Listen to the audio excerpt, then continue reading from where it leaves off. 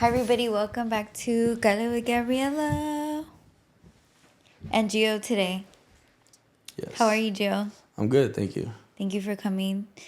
I've known Gio for a little bit now, so I'm happy that you finally got to come and talk to us. I remember you came when I was at the grill. Yeah. Oh no, you even came before that when I was here, remember? And we were in the garage. Oh my god, hell yeah. Yeah. So yeah, I'm really happy that Gio's here. I just went to your gallery the other day. Was that Sunday? Sunday evening, yeah. And it was really impactful. And I've honestly been thinking about it since I saw it. So I'm really glad that you're here today and that you decided that you're ready to come talk to me. Because I invited you since we saw... I feel like at the Porte event, remember? And I saw you outside and we were doing fit checks. And I was like, you have to come talk to me on my show. And you literally have been avoiding me. And haven't been ready to do it. So... Yeah, low key kind of avoiding, but more for the fact that I didn't feel like I had enough to say. Yeah, You know, I know. Avoiding is a harsh word. I don't mean that. I'm not like you were. He wasn't like ducking and dodging me. Everywhere you went, I'm like, Gio, come on. No. Turn around. It wasn't like that. And he's like, oh, damn it, here she comes. No, it wasn't like that. But I think we have been putting it off. Yeah. But how do you feel now? You felt ready? Hell yeah, that's good. I'm excited about that. Yeah, it's been a couple years in the making. Or I guess since then, maybe a year and a half. But also in that year and a half, I've been working a lot on, I guess, my practice. Mm-hmm. So that's kind of where I'm reconsidering that what it really means to be ready, right? To talk. Like no one's ever really prepared for anything, let alone an opportunity, right? So might as well seize it and let it happen. And thank you for coming in that Sunday evening. That was so nice. I had went to the Asian Art Museum right before. So I was already in that mode because I was really touched also by the exhibits there. So yeah, it was really impactful. And it was really, I don't know how to explain it, super generous of you to let people in that deep into what you got going on. And I'm trying to think back when I first met you, you were doing photos, right? Yeah. You still do photos, but you were more focused on photos. Yeah, so when we met, I was still doing the art, but it was more of I had been burnt out for a little bit. I had just graduated from my master's, and I was teaching at SF State. I remember that. Yeah. I was kind of fuck, let me do something else besides paint, or draw. It's kind of burned me out. So I started kicking it in the music scene, and I got along with a lot of people and networked a lot. So that kind of brought me into bigger circles. That's kind of how I came into your circle. And photos always kind of affected and influenced my artwork. So that's kind of why I just, wanted to expand a little bit. That's so cool. I feel like you're one of the few people that when you showed up, people always say, oh, you need to do things out of the spirit of community. And people really like to throw that word around a lot. Oh, community, building community. That's a big thing, right? And it's really rare when you meet somebody that is just truly wants to be in community with you. And I feel like when I met you, that was always what you brought. Yeah. Just showing up. And that's how literally you showed up to that one shoot, and then you showed up. Were you here? Oh, it was when we shot with Emix, remember? Yeah. It was you and Emix, and then at the grill, it was just us hanging out there. And I literally was just just come. Just come and hang out with us, because Gio has always been that. So that is something that I can say about you from just knowing you. And it's crazy because I'm sitting here as I'm thinking about your work, it also reflects in your work, because your photos especially was your community in that moment. when I knew you. Yeah. Because you even took my photo before. Yeah. At that party when I invited you on, right? So that's cool. So you were kind of like taking a pivot from painting, but you were already painting basically. Yeah, I had been painting for years. I just needed a break. That's kind of how I feel now a little bit. Like at the show, I have close to 40 pieces, and that's like after editing out. So you can imagine how many like days of work that takes, and That's like crazy. More than 40 pieces. It felt like I could look at so much more stuff. yeah. I'm like, where's the rest of it? That's a lot. 40 pieces, damn. They're all good. Like every single one Thank is you. really good. That's a really nice collection. If you're anywhere in the area, it's on Valencia Street at Incline Gallery. And how long is it going to be there? It's gonna be up for a month, so we're set down to take the show apart the August 8th. Okay, so you got some time. You got a couple of weeks to get in there. Yeah. Hell yeah, it's so cool. Okay, so yeah, let's talk about. I have so many questions for you. And I feel like, yeah, so interesting. Okay, so if you look at Gio's collection, there's a lot of bright, it's almost like a dash of color. Like it's not across the entire collection, but there's certain pieces. The ones that come to mind just off the top of my head is your self-portrait, and then the one where it's like the milk crate, or Yeah. what is it, a milk crate or Yeah. like a Coca-Cola crate or So something like that? it's a Coca-Cola crate, and there's a plastic crate that was used to kind of like pick limes in. And then there was some wooden crates behind it that are just used for trash around the house. Okay, so this is where that was at your house? Yeah, that was at my uncle's house, which is attached to my mom's house back in Mexico. In North Italia. Mexico? Yeah.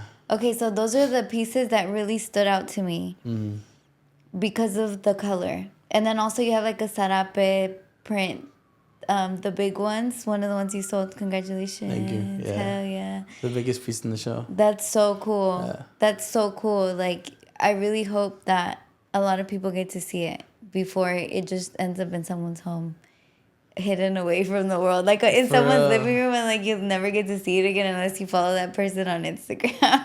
Right? It'll just be like that person. So Yeah, well, something that does happen too is that a lot of times the collectors will loan a piece to a gallery if they're asked for it. Yeah, that's true. And then I they have seen showcase that. it in that gallery. Okay, yeah, so it's not So hidden it could away. happen. Yeah, Yeah, it could happen. I mean, it's up to the person who bought it. Okay, yeah, you're right, because I used to work somewhere that had a bunch of borrowed art in the whole building. And it would be like people that come and loan their art. Okay, so that too. All right. I guess they're not trapped away forever. Yeah. But you should still come see them. Okay, so tell me about because to me, when I first saw it, I'm like, it's a neon splash of color. But then when you explained it, Yeah. and you kind of broke it down, I'm like, wow, I'm so disrespectful for calling it neon, even though technically it is like a neon color. The way I see it is there's no wrong way to look at it. Right. Like, right, art is subjective, and it's as long as you attach, I guess, some type of positive or whatever type of energy to it, your perception of it. As long as it evokes something within you, that's when I feel like it's a successful piece.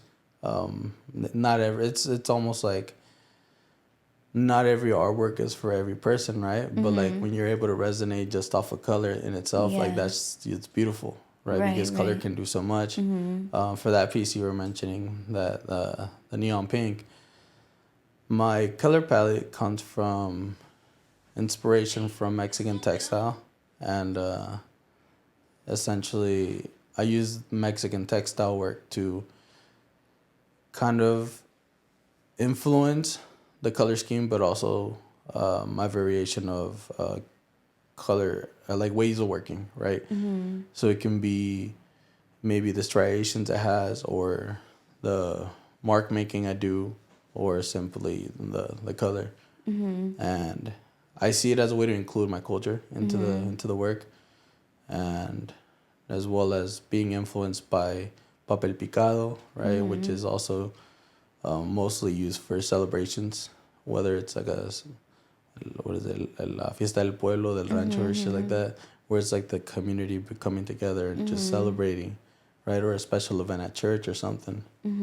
So it's like bringing in people. So that's how you picked your palette, was like papel picado? Was that a big influence on picking, like, is that the colors that they use?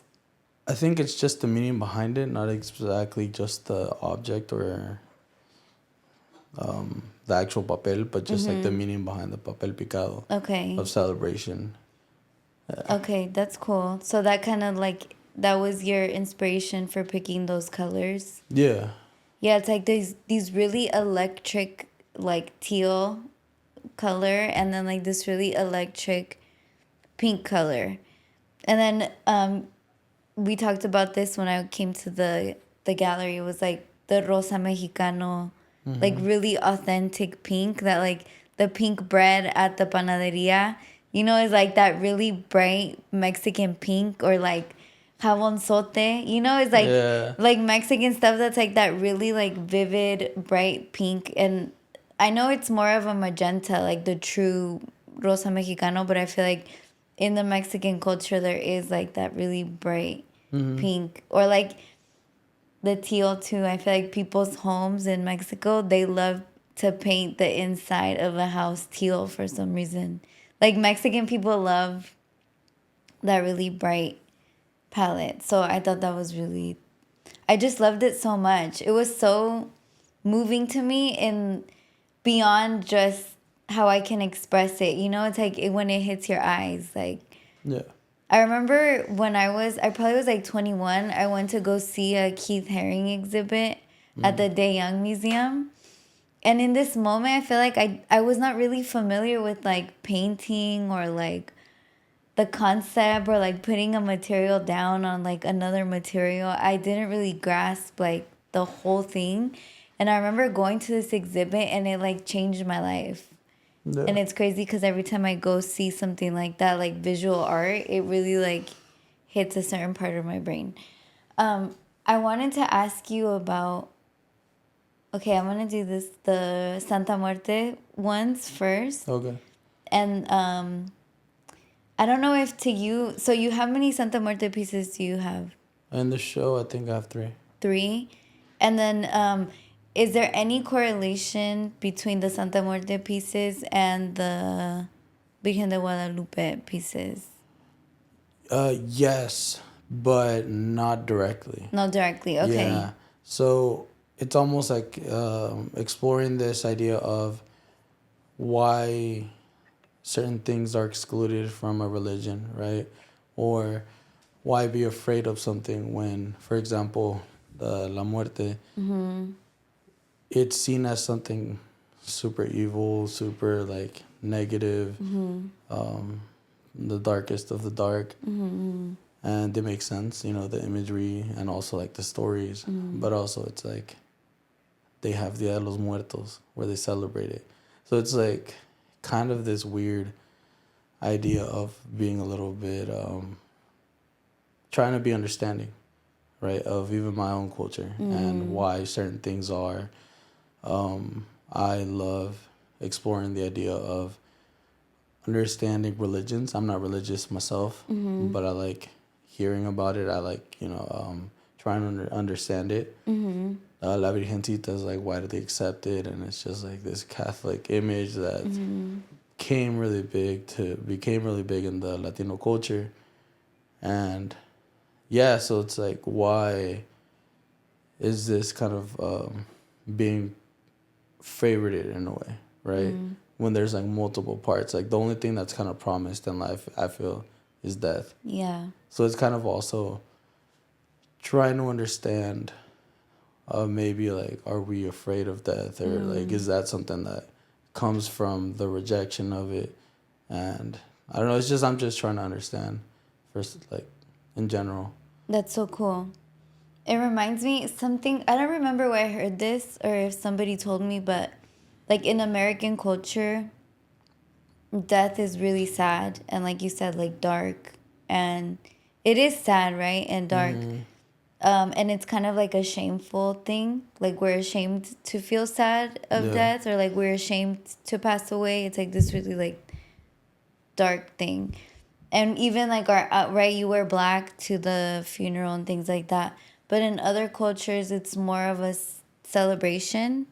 And I feel like, yeah, Mexican culture, we celebrate everything. And even, I don't know, like that movie Coco, you know, and it's like a really bright Yeah. movie. And I feel like it really reflects on how bright death is to the Mexican people, or like how celebrated it is. So that's cool that you kind of like walked on that line, you know? Something I really like struck me was how similar the silhouettes were. Yeah. And I told you that because he has, okay, so there's a Virgen de Guadalupe painting that's really bright and like looks bright, like on the top end of the light spectrum. It's like neon and pink and like just really like beautiful and bright.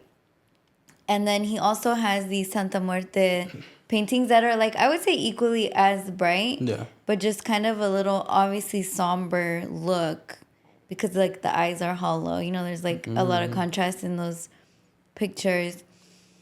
So when you look at the Virgen and the Santa Muerte, they have like a similar outline to them. And then he has this one where the face is all black. Like the face is all blacked out. So after looking at the Virgen one and after looking at the Santa Muerte ones, when you look at the one that's all black, you're like, so who's in there? Yeah. Who is that one? So that one was really striking to me because I'm like, okay, it could be the Virgen or it could be the Santa Muerte. So do you still approach it with the same respect, you know? And I feel like that's kind of what you did in the contrast of both of those two paintings is like that line that you walk of like respect and acknowledgement and kind of like neutrality, like unconditional respect for what you're looking at or what you're experiencing. So that one is I really really enjoyed like seeing that one. Thank you. Yeah. Something to comment on that too is that essentially all my work is influenced from experiences. Over a year and a half of travel, I guess almost 2 years, the show is kind of set up to explore and tell stories about experiences that I had. And something that I always felt like I was kind of leaning towards or kind of attracted to was churches. Right? I don't know why. I grew up both half Catholic, half Christian. So I wasn't too sure if that was maybe an influence on it, but I just love seeing the imagery. I love seeing the In the church. paintings, the churches, and just being present and what that felt like, right? But I had no emotional attachment to it. It was just like the beauty of it. aesthetics, Yeah. yeah. And I actually got the chance to go to a few Santa altars, Santa Muerte altars. So then that in itself is some type of like church per se, but not exactly a church. And yeah, just being able to be present in both those moments, understand the energy that both those air places bring, and understanding that worship happens in both those places. Right. It's just And not like, having a bias. yeah, that's kind of what influenced a little bit of that work and just my wanting to understand both sides, but not necessarily having to pick, right? It's just the beauty of knowing, I would say. Right. Yeah. Acknowledging. Yeah. Yeah. That's so cool. Yeah, I really like those. I thought that was such a cool collection.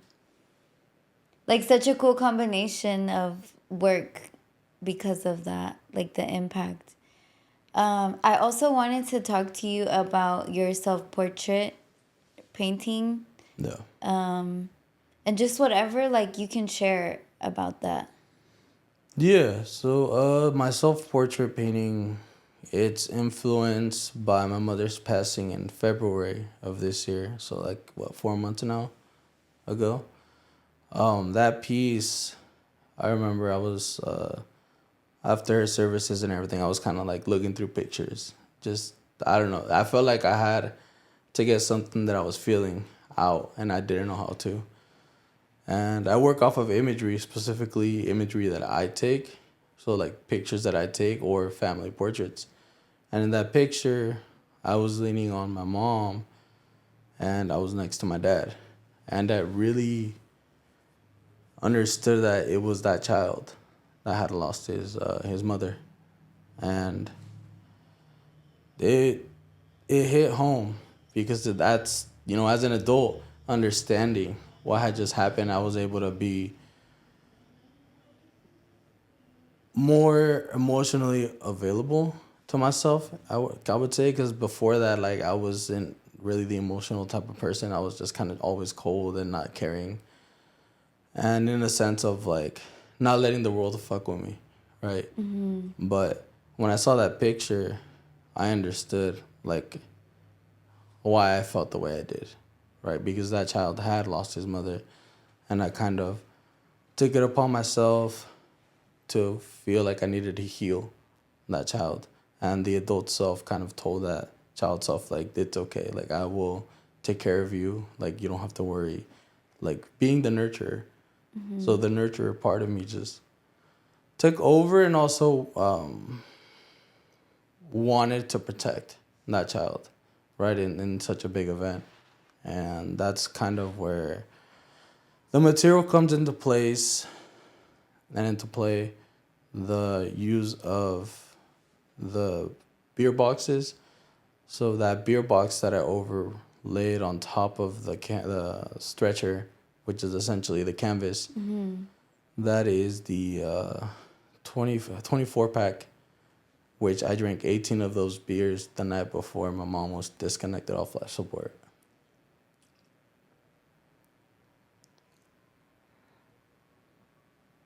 I'm so sorry for your loss. I think like nobody can say anything, when things like this happen, but it's really beautiful the way that you're taking this situation and you're creating something just so generous for people to look at. And you shared with me that the gold part on the inside, I don't know if you mind Yeah, telling I really forgot the name. I'm blanking out, that. but Yeah, I'm blanking out there's an art style. I think it's Kin something. I'm blanking, but it's a art style where gold is used to mend broken like chinaware and just broken ceramic. And the way I approach that piece is I'm putting a gold vest on this child, trying to heal him, and understanding that the mending will happen over time. The healing will happen over time. But a big part of that art practice of the putting it in the ceramic is understanding that it will never be the same, right? But now the gold brings so much more value to it, Right. and that's like me doing the same, but with more of a personal approach. Right. And the idea is when like ceramic breaks, wherever it's mended, it gets like a gold layer. Yeah. And it's a really precious photo of Gio when he was little. So I feel like you telling me that there in the middle of the gallery was like really, first of all, I was shocked that you said that. And also it just, wow, like that's such an impactful picture there. And it's really precious. The photo has a gold little vest on the baby, like on the baby photo. Something that really strikes me is like you saying the inner child, right? So you're like healing this inner child. And I feel like something else that you shared with me is that you hadn't really had the opportunity to explore Mexico, even though you're Mexican and even though you have a Mexican upbringing, you hadn't been able to explore Mexico the way that you felt you deserve to, or that was right. So these last couple of years of travel in Mexico is what kind of sparked this need for this painting collection. Even though you keep saying you're like so burnt out from painting and like, you're like, I'm ready to take a break now. So it is like kind of this labor of love. And it's like, okay, this 2 year long back and forth in Mexico really sparks. It's like, okay, you're calling. This is it. This is the time to like give birth to a collection, right?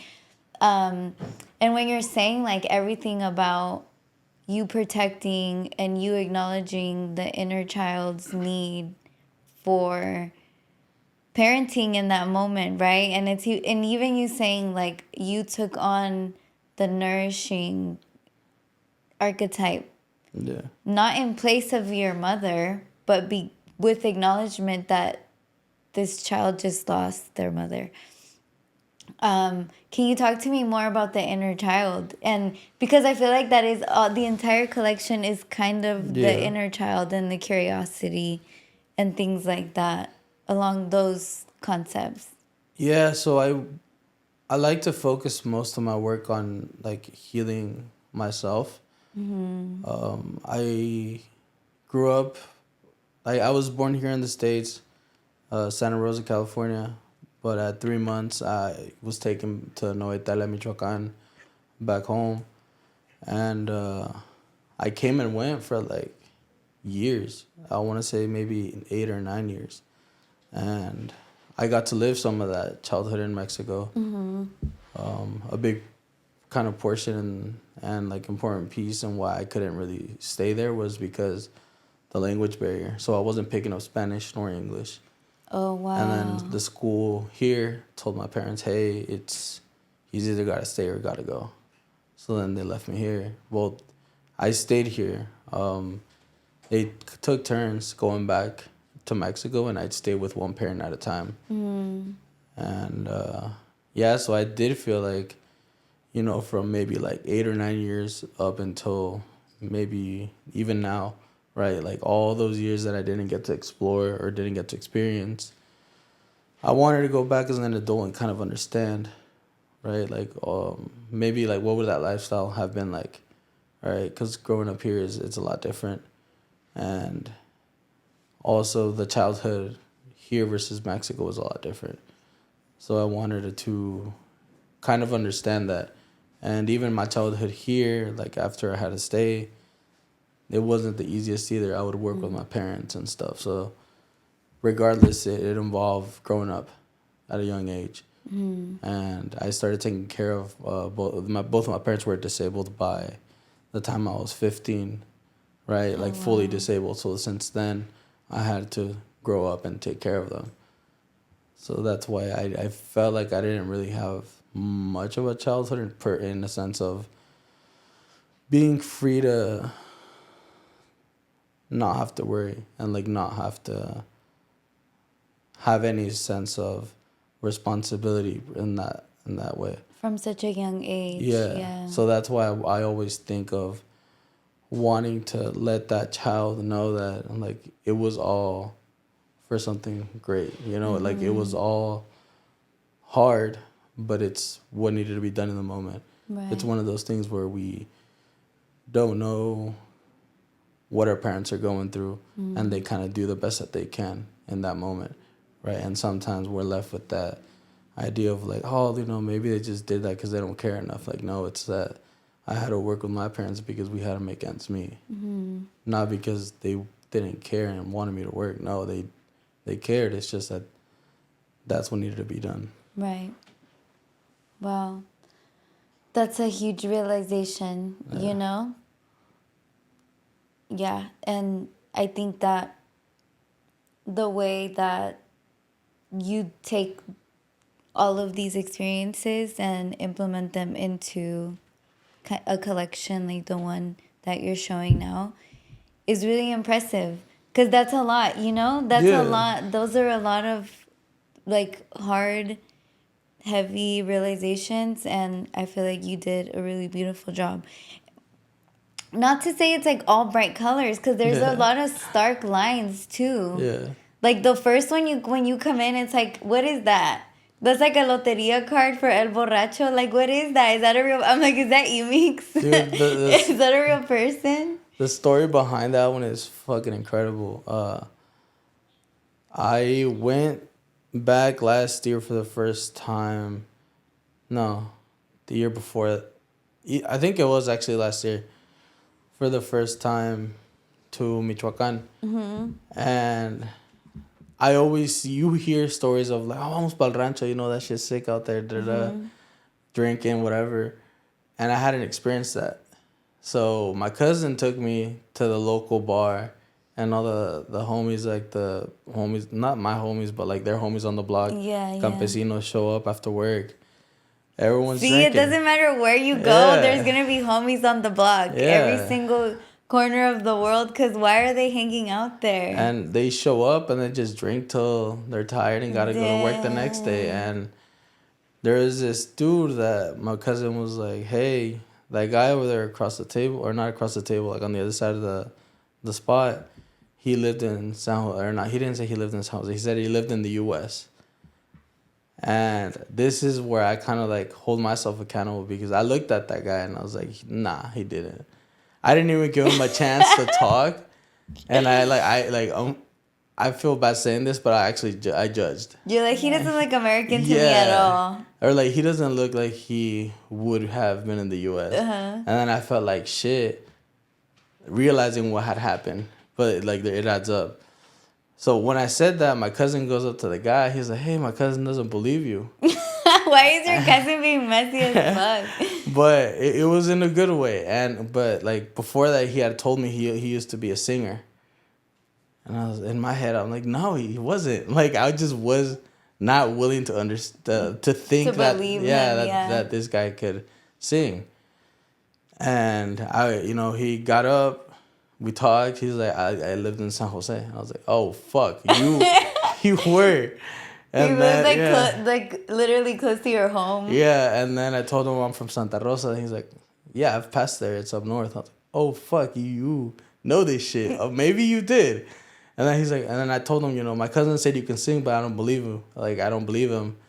And he doesn't even say anything else. He just picks up a coin and then goes to the jukebox and starts singing his heart out. And like, it was fucking incredible. He could sing hella good. He could sing better than a lot of the people that I've actually heard sing here. Dang. Yeah. Who is he? I just know that his name is Samuel. And that's only because that picture is from a video that I recorded him singing. Oh. And I did it because I was like, he shut me the fuck up. The same way that, the same way that sometimes we do to people that don't believe in us or whatever. And I felt shitty because at that point I was the person who I would least want to be, someone who's judging and not believing or whatever. But he shut me up, and I was like, this deserves a spotlight. That's so fucking cool. Because when you first walk into the gallery, it's a pretty big piece. Yeah. And it's just there, and it literally looks like that. Like, La Loteria, how there's El Borracho. And he's like not, he's not grounded. He's not steady on 2 feet. He's kind of like, like ungrounded. Yeah. He looked drunk. He looked fucked up. So that's a really cool story about that one. Thank you. Yeah. So I really think you guys should go see Gio's exhibit. I really think you should go. When are you there? Are you gonna be there regularly while it's up? Yeah, I'm gonna be there just about every weekend. The gallery's open on weekends. Okay. Saturday, Sunday, 1 to 5. I'll be there on the weekends, but if people want like a personal tour, kind of like by themselves or with a group of people, I can open up during the week. Yeah, come on, you guys really need to go. Gio, all that stuff is so fucking cool. Okay, another thing, maybe a few more things. I'm really curious about the Sarape print. Mm-hmm. Damn, now that I'm thinking of everything, I'm like, maybe there was 40 pieces in there because like that was fast. Yeah. I saw everything really quick. No, there was a lot. Okay, so let's talk about the Sarape print first. And then I also want to ask you about the cannabis-infused paint. Yeah. So, but let's talk about the Sarape print and like what moved you to take that challenge on, because technically you're painting a textile.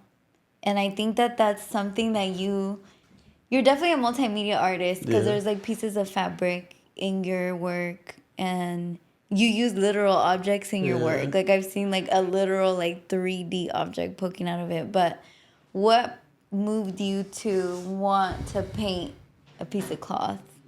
Yeah, so that piece was done during my master's. I had always wanted, so I'll start with the list of things that are on that piece, kind of like the description. So it's oil paint on canvas and ceramic or like porcelain, but it's like really watered down, so it's like really runny, and cannabis, right? So essentially, I always wanted to figure out a way to include clay into my work, and I tried to work with clay with my hands multiple times. I suck at it. Like my hands are not made for clay. I break everything, and it really upset me because it was like the process was like beautiful, but Or you're doing it I by would, yourself? yeah. Maybe, have you seen that movie Ghost? Just kidding. I'm like, maybe you need somebody To to, maybe, teach me? yeah, somebody to do it with you. Well, I actually had a professor in like a class, but he kind of let us But do he whatever we wasn't doing the wanted. ghost Yeah, movie nah, he move. wasn't. He wasn't with it, nah. But I'm like, just kidding. I'm just you're kidding. good. But it's like I just could never get the hang of it.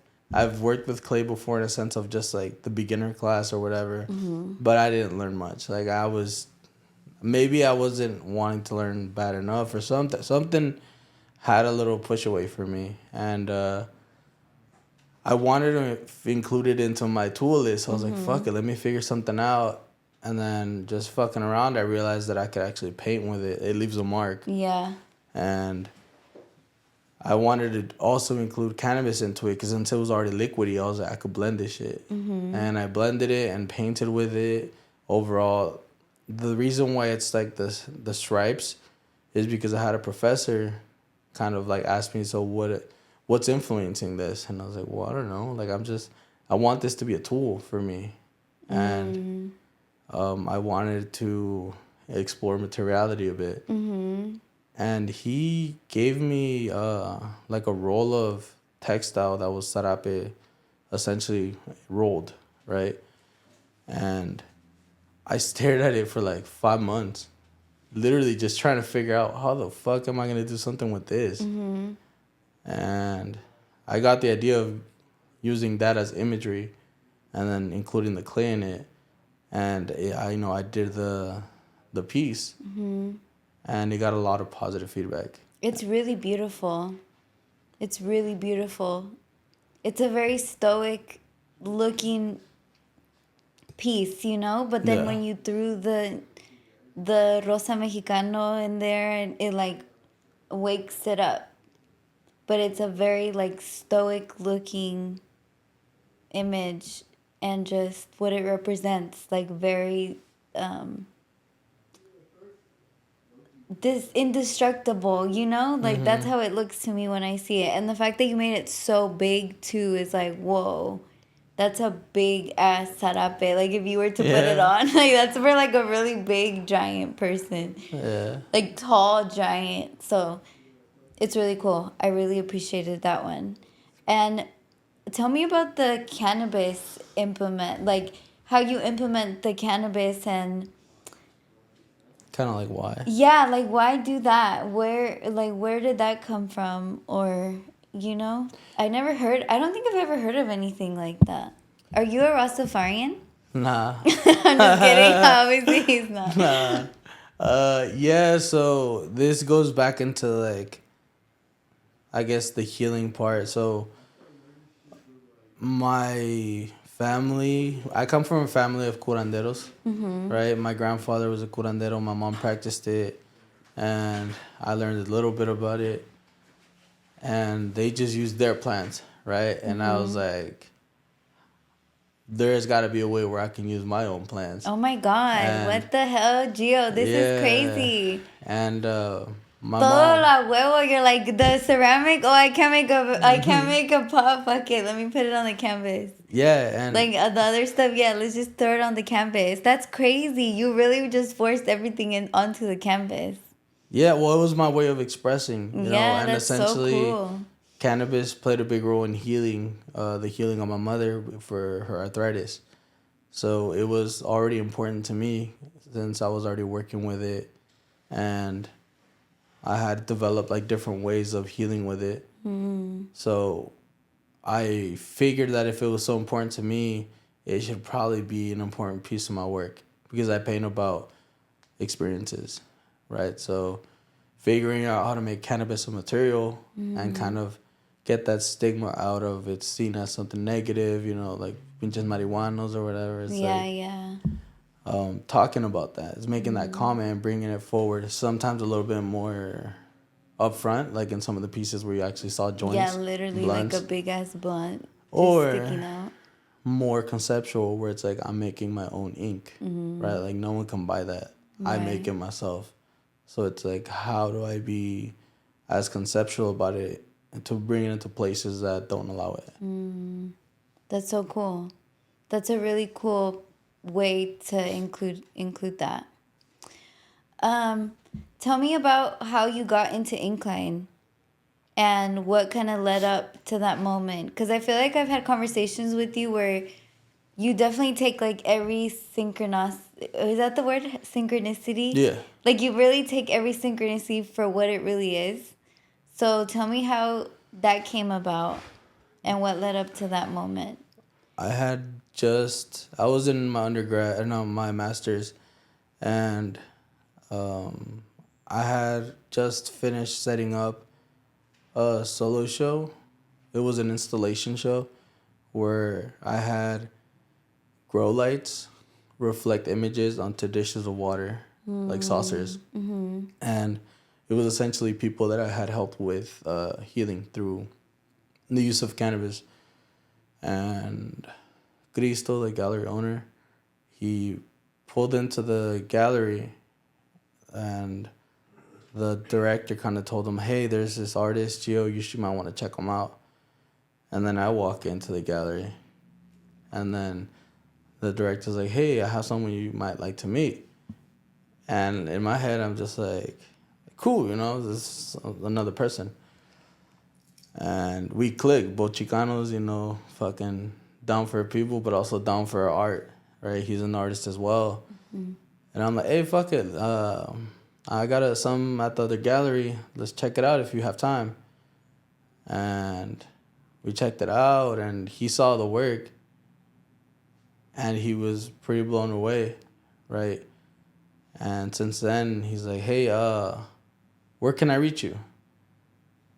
And I just told him, fuck it, get my Instagram. And yeah, so, what's up? He's like, well, how would you like to have a solo show at my gallery? Hell yeah. And coming from someone who always let a lot of opportunities go, the first thing I said was, fuck yeah. I was excited about it. But I didn't know what exactly goes into a show, right? At that point, I was just going to make a bunch of work or have like a bunch of work that may not be as cohesive. But that's why it took a little bit longer to make this show. Because I remember we started hanging out and I started checking out the shows at the gallery, started helping out. And then he's like, hey, there's some shit happening in Mexico City, Art Week. Let me know if you're down to go. Then we started going to Mexico City together. I started Hell networking yeah. for the gallery, with the gallery.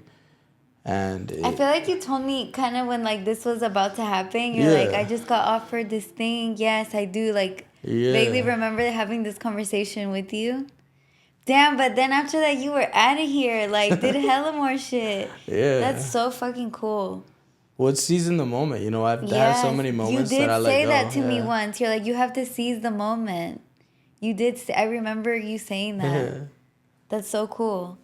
Tell me about the opening at the gallery and how that went. Because it looked really special. Yeah. And there were so many people there. Yeah, people really showed up. Right? We packed the gallery. People couldn't really walk around. Like, if you came in and you try to go to the top of the gallery because it's like a ramp, right? You weren't able to get in to the top.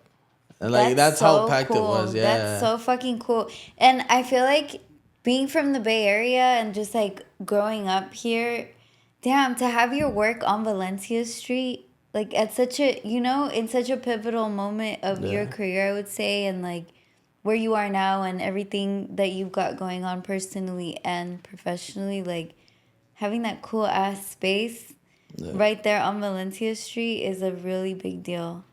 And I told you congratulations like a billion times. But Yeah, thank you. congratulations, yeah. So yeah, tell me about the opening. Yeah, the opening, I was stressing like a motherfucker. I played it cool because, I mean, I try to stay strong for my own sake and stay sane. But I was stressed. The last piece I finished the week before. Dang. Right? So it's like I was stressing because of not even probably that week. Yeah, that like 3 days before the opening, I finished the last piece. Pushing it. But I was just afraid of that, like,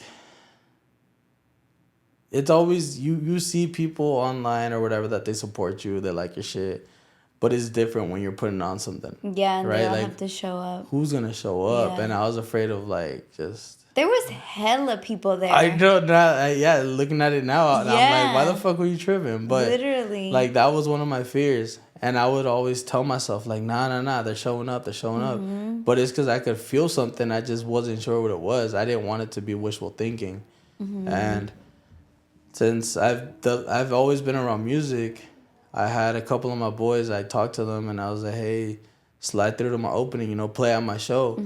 And they didn't even think twice. They're like, yeah, give us the date. Cool. And they showed up. We had some live music for everyone who attended, and it was my personal gift to whoever showed up to support me. Like, it didn't matter if it was 10 people or, the whole packed gallery. Like, to me, it was my way of giving a thank you and appreciation for that support. That's so cool. And it turned into like a peda low-key. Stop. Yeah, dude. People, like, I saw some people stumble out of there. That's hella funny. That's so cool. That's so cool. I'm really happy that you had that response. I think that collection, it deserves all of everything, all the positivity and like really good attention that it's getting. I think the way that I would describe it is just so generous. Like, you're so generous to let people see this side of you. And I think to me, this was also a challenge because, like when people come on here, we're like cracking up and saying dumbass shit. And I knew that this is a vulnerable moment for you. So I was like, okay, yeah, like we're all human, and part of it's everything is all encompassing. And I think that you have made such beautiful work out of really difficult situations, and just to be able to talk about it and describe what you're creating, and I don't know, it's like multiple languages, and I think for me, I'm someone who's very touched by visual art, is very important to me. So I'm really grateful that you agreed to come on our show, and I'm really grateful that you put on that gallery for us to enjoy and look at, because I definitely cannot afford those prices. Gio, he made work for the rich people, okay? So that's a flex. You want to know something? I always say that, like, when I'm giving advice to someone that's like, what should I do? I'm like, just make stuff for rich people. Like, if you can see really rich people listening to this music or hanging this in their house, yeah. And Gio, he beat us to the punch, like, and he sold the biggest one. Hell yeah. Yeah, I mean, I guess there's stuff that anyone can afford there too. It's more about like what your budget is. Yeah, he's like, don't come over here with no budget. Nah, like, there's definitely stuff that literally anyone can walk away with, but also like I definitely made that show with the intention of like showing up with the attitude of like, yeah, this is what I'm about. Hell yeah. No, fuck yeah. Yeah, exactly. And I appreciate that. There's no reason why you shouldn't it's like if you can't afford it, then it's not for you, girl. You know, No, it's it's not that either. But I'm saying like you should be able to do that, and that's literally how much. I'm not saying it's too expensive. I'm saying that it's what the work deserves, and it's exciting to see that. To see people not selling themselves short, and I think that when you're doing stuff like you are, and it has all this thought behind it, and it has all this experience behind it, because literally Gio is very educated. So it's not just like someone throwing fucking paint at a canvas. Like he went to school and paid for a degree for all this stuff. So it's like a really professional set of materials, and it's just so cool to see it. It's so cool to see people not basically like cheapening the market. You know what I mean? Because I feel like when you do something and it's really special, it's really important, and you don't charge what you're supposed to for it, it like kind of brings the value down for everybody.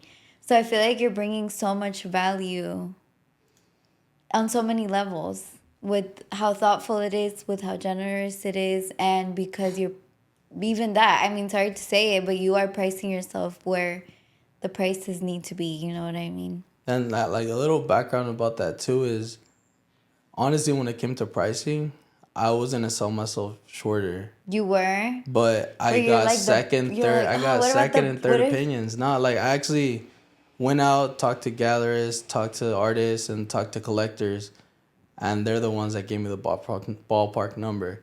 So there is the ones that said like, nah, dog, like you're worth this. Yes.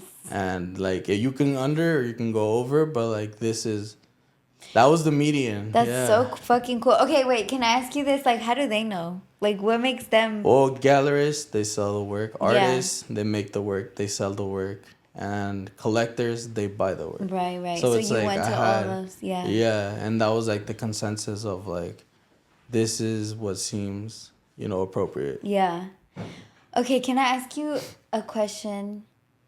Do you feel like because when you talk, you sound very confident within this realm. And to me, that's super admirable, because I think we would all wish to be super confident within the realm that we thrive in, right? Yeah. Or within the realm that we desire to be in all the time. So would you say that a lot of your motivation and your success is because you know other people who are successful within your industry, and that motivates you, and kind of like you see your reflection there, so you're like, if they can do it, then I can definitely do it? Does that help? It does. So one thing that's important is your circle. Right. If your circle's fucking up, you're gonna be fucking up next. Right. If you stay there long enough. But if you surround yourself by people that actually want to do something and like got some type of, it's a hustle. Yeah. So like they know how to hustle, they know how to get ahead. You'll do it, but you got to put in the work. So I was around like those people, but it's because I found my way there. Right. Like they weren't just like showing up. No, like I had to find my way. I had to do my work, my networking, which is something that I really recommend for everybody. Yeah. But like I found those circles, I tapped in, I put in the the footwork, and eventually, it's one of those things where it's like you have to believe it in order to achieve it. Right. And for the longest time, I just wanted to achieve it, but I didn't believe it. But I was still putting in the work. So it was getting me forward, but I was stopping myself by second guessing, by not believing. And that's why now I guess I've put in the work so much and gotten so many positive like goals reached, and it's just like I have to believe it. I'm already living it, so there's no way of denying it. There's no way that it's not real if it's like you. Yeah. That's so cool. That's so cool, Jill. Thank you so much. I'm really grateful that you made it out here today, and I appreciate your time. I appreciate your work. I honestly, I told you this before. I was like, when I first met you, I thought you were just like a shithead messing around, like just hanging around, wanting, like being around the musicos, taking photos. Everybody takes photos. I'm like, I always thought that, and I think because Gio has such a upbeat personality, and he's always just like cracking a joke or laughing at something. And every time you come around, it's like literally that, just laughs, and Yeah. he's just like let's keep the good vibes going 24/7. So I never thought that I would get to know you so much, and like I said, just build such a strong like communal bond, which is really rare. Is really rare for me at least, because I'm also like very much to myself, you know. Yeah. So to have somebody come around and like really reflect that to me is really special, and I'm glad you made it here. I hope you come back soon. Yeah, And definitely. invite people to your show. Come on, I've already invited them like 3 times. I want you to say it. Yeah, so the show is called Dejando Huella, and it's at Incline Gallery on Valencia 19th. It's next to the knife shop in front of the chapel, if that helps. It's like a fucking alleyway, so you gotta really watch. Is there good I don't think there's good parking over Hell there. nah. There's no parking over there, so if you can, ride the BART. Then you Yeah. get off at 16th and Mission, and then you walk for like 10 minutes, maybe, not even 10 minutes. And it's in such a beautiful neighborhood. You can go take a walk, you can go to Dolores Park. There's so much to do around there. That's so cool. I'm just so excited that you're there. The Dandelion Chocolatier place is Yeah. right there. So I'm like turning this into a vlog, a San Francisco vlog. No, but so you can go to Gio's show, and then you can go get like a really nice chocolate drink, literally like 2 doors down, and shop, and people watch. Hell yeah.